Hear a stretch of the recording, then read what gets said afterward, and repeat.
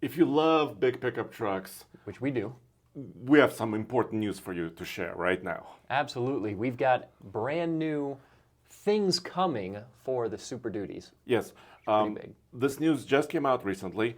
Ford has a statement that they are expanding Ford's Super Duty production. So that's first piece of important news because the F-Series trucks are already very popular, right? And they have two factories in the United States that currently build the Super Duty. We're talking about F-250, 350, 450, Yeah. 550, and onwards. I mean, 600 is also built there.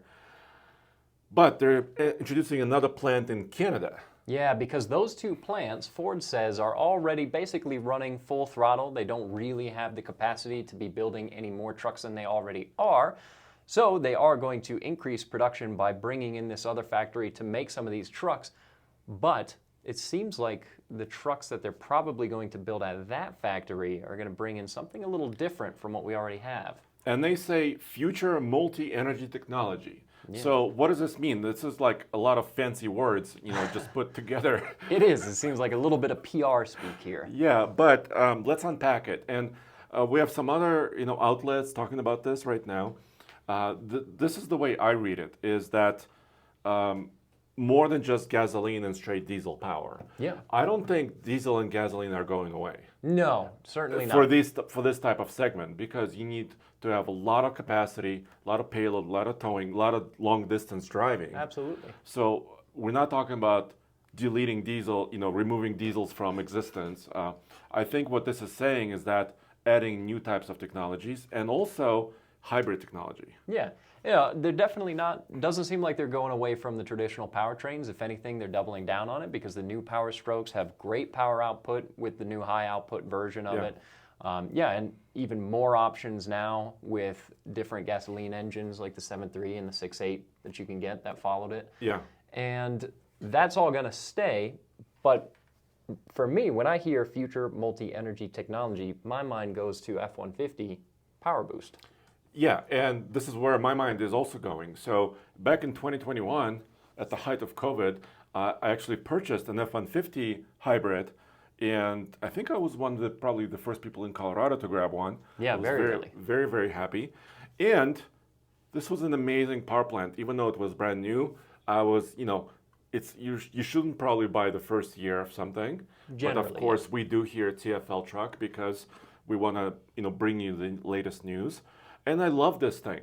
This was a work truck crew cab 4x4 with an FX4 off-road package, but I had 7.2 kilowatt inverter. Yeah. I could power our friend Justin, we powered his house. Yeah, and we also ran a welder off of it. We ran quite a few pretty demanding implements off of the power and the battery system that truck has on it. So it can be really useful potentially on a job site. I mean, the fact that you can plug in a welder to this truck and weld anywhere that you want to take your welder and that you can park your truck is really nice capability to have. It's potentially pretty useful. Yeah, we did 0 to 60 testing. This vehicle was very quick because it added like about 30 horsepower to the twin turbo V6 that's in this F-150.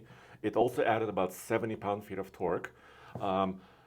You could actually regen energy on the way down just a little bit. It has a very small battery, so it's not an electric truck per se because it has a battery of about 1.5 kilowatt hours. Yeah. Not even a plug-in hybrid either. No, there's no electric plug on this, but the gasoline engine is the primary mode of transportation and motivation for this truck. And then the electric motor just fills in a little bit, but also allows for power export capabilities. Yeah. Makes it quicker, more efficient in the city. Yeah. Because you stop and go, you gain a little bit of energy stopping and moving.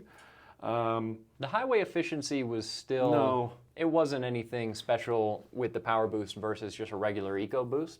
The highway numbers were pretty comparable, but still having that extra capability just to power things on a job site, fuel economy aside, is a nice thing to have. And on a Super Duty, it makes a lot of sense because typically a lot of work trucks, not that F-150s aren't work trucks, but people buy Super Duties oftentimes as work trucks. So having that capability to power some tools would be pretty nice in that segment of truck.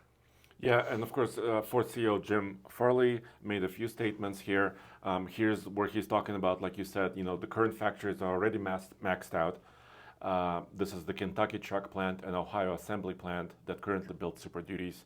And also they build other vehicles like the Expedition, the Lincoln Navigator in some of those plants. So the plant in Oakville, Ontario in Canada, that was actually originally set aside for electric SUV production, will eventually build an electric SUV as well. But will also build this. And they say 100,000 new Super Duties could be produced there.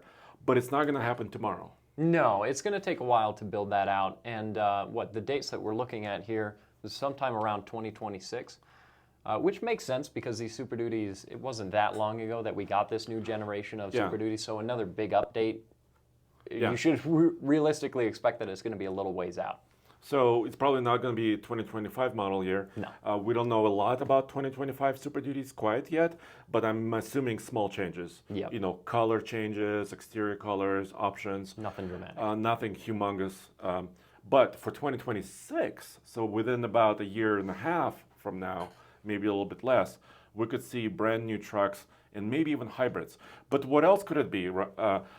Could it be an all-electric truck? Could it be a hydrogen truck? What do you think as far as they're saying multi-energy? Yeah, I think those are lofty goals. Not saying that that kind of thing can't happen at some point in the future, but if I had to venture to guess, I would guess that they're going to start small by doing something along the lines of a power boost in the Super Duty, like what they've already done with the F-150. Not that they haven't gone full electric, obviously, with the F-150. They have done. Yeah. But I think with the Super Duties, I would imagine that they're going to start out with a more accessible goal. And then your thinking is that they're most likely going to be doing this power boost feature on probably a gas powertrain and not a diesel, you think? Yeah, that's what I'm guessing because Ford released this statement. The increased production also adds approximately 150 jobs at the Windsor Engine Complex, which will manufacture V8 engines for Super Duty. Okay, you might be asking which V8. So I looked this up. Currently, the Windsor Engine plant in Ontario produces the Godzilla 7.3-liter V8, which is a gas engine. Yep. And this makes a lot of sense. Why? Because the diesel engine is already quite complex, right? Yeah. I mean, it's also large. If you remember when we drove that dually from Detroit, you know, you pop the hood, there is almost no space Yeah. underneath that hood. It's a big motor. It's also heavy. Yeah. And it makes plenty of power. Yeah, it already has 500 horsepower and 1,200 pound-feet of torque. What else can you do to it? Yeah. So if you have a little bit more space, a little bit less weight, which is a gasoline V8, right? If you open the hood of those trucks, there's more space around it. Like you said, they're lighter, so you can add a small battery. You can add electric motor sandwich, right? So you have your 10-speed automatic. You can have an electric motor, and then you have your gas V8. And altogether, that's very similar to what they've done with the F-150. Yeah, and in my mind, that makes sense as far as use case as well. Because if you have a towing rig, then you want the diesel, and you're probably not going to be driving out to a job site and using your truck to power a welder or something as much as maybe your more basic work truck that will be powering a lot of tools. You're going to toss stuff in the bed. Of course, there's trucks out there that get used for both, but I would imagine that it would make sense to have that extra power on a gas-powered truck. This is our Godzilla V8.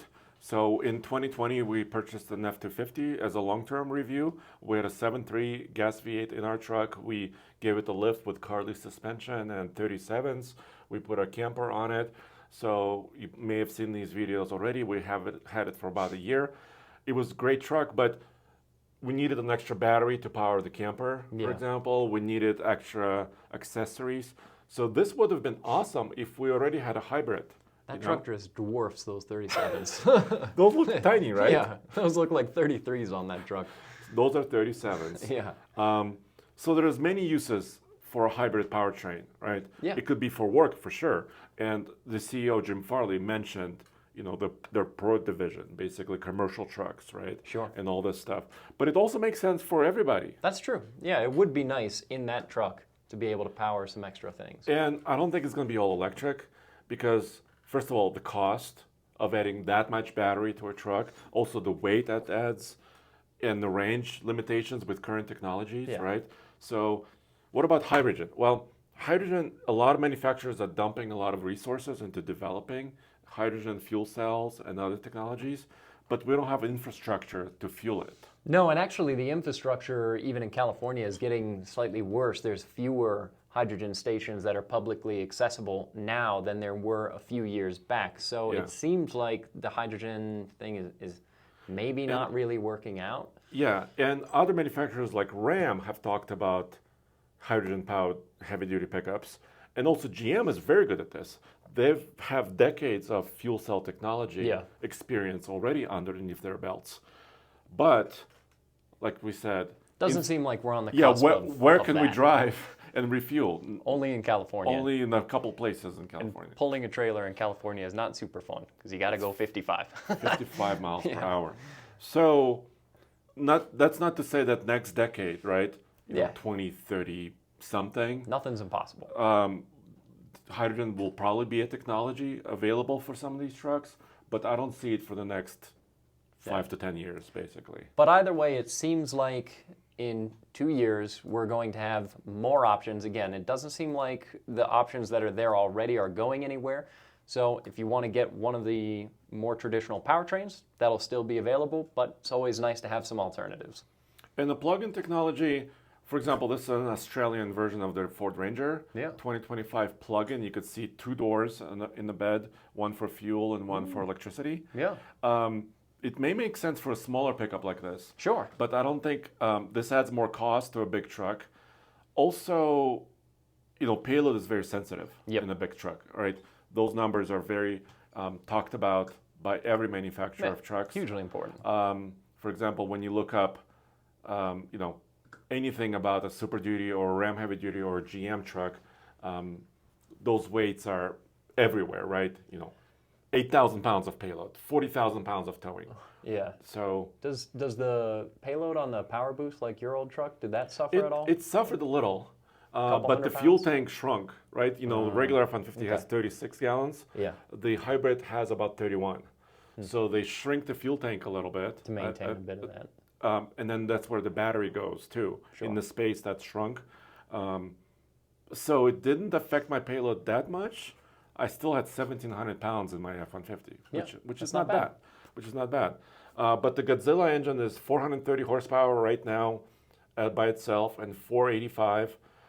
With this electric powertrain, it could be anywhere, you know, closer to 500 maybe, and over 500. And over 500, for sure. So that could be really great power. Yeah. If you didn't want the diesel. Right? It'll be interesting to see. I wouldn't be surprised if they make a more substantial hybrid system for the HDs versus just reusing the same components that are in the F-150.